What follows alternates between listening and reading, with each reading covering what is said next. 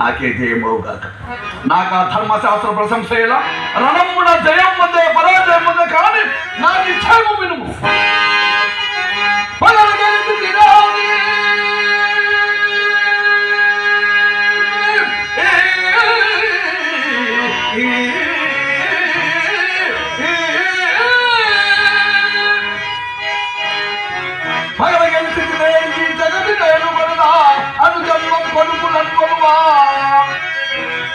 శత్రువులు గెలిచితిరేని